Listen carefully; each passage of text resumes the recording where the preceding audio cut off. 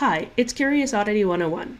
We are 8 weeks away from arguably one of the most important months of the year, Pride Month. So, of course, I have to do something special for it on my channel. Now, you might be wondering why I'm making the announcement 2 months in advance. The answer is because I need your help to celebrate, and it's going to be kind of a two-step process.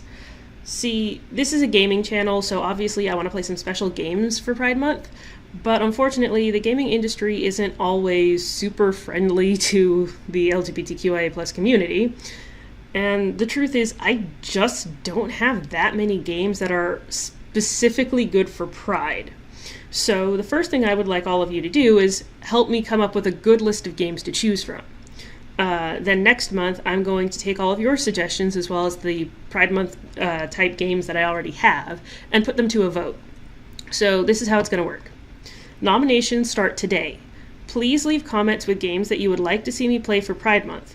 The comments don't have to be on this video specifically, just any video I post now until the nominations close. If you think of something later, please suggest it. If you have any particular ideas, I'd love to hear them.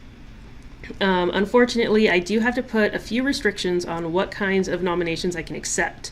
First of all, I don't really have the money right now to spend on new games, so all nominations need to be for games that I can play for free. I'm really sorry about that. I really wish I didn't have to have that restriction, but I don't have a choice there.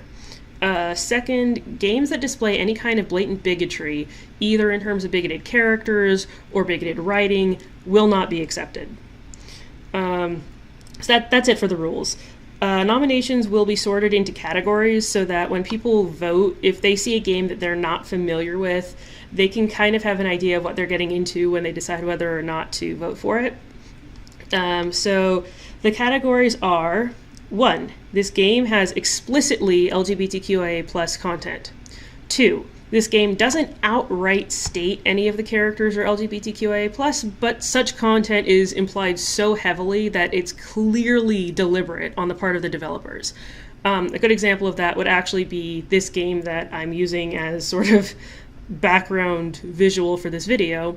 It's called Chimera Destroy All Monster Girls, and I mean, no spoilers, but the very first opening cutscene, the player character is like, "Wow, I have 2 moms and that's awesome." So, and there's plenty of other stuff, lots of cute lesbian stuff, even though they don't really say the word lesbian, but like, it's clearly written with the intention that the player understands that this is an island full of lesbians.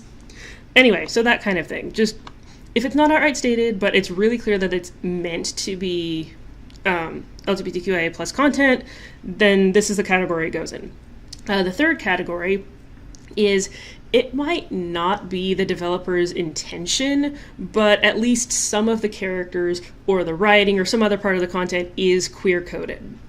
And the fourth and final category is, this game really isn't LGBTQIA+ specific, but I'm part of the community and I like it, so therefore it's an LGBTQIA+ game. So this one, just have fun with this category. Obviously, the more explicit the Pride Month style content, the better, but hey, I mean, if you have a game that you really want to see me play for Pride Month, that's okay. Now, nominations are going to close at midnight on Saturday, May 4th. That's Central Time, so in Coordinated Universal Time, that would be 5 a.m. on Saturday, May 4th.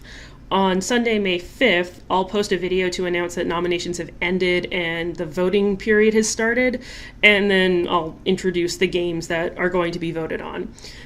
So, anyway, the important thing is, please help me make Pride Month as fun as it can possibly be. And see ya!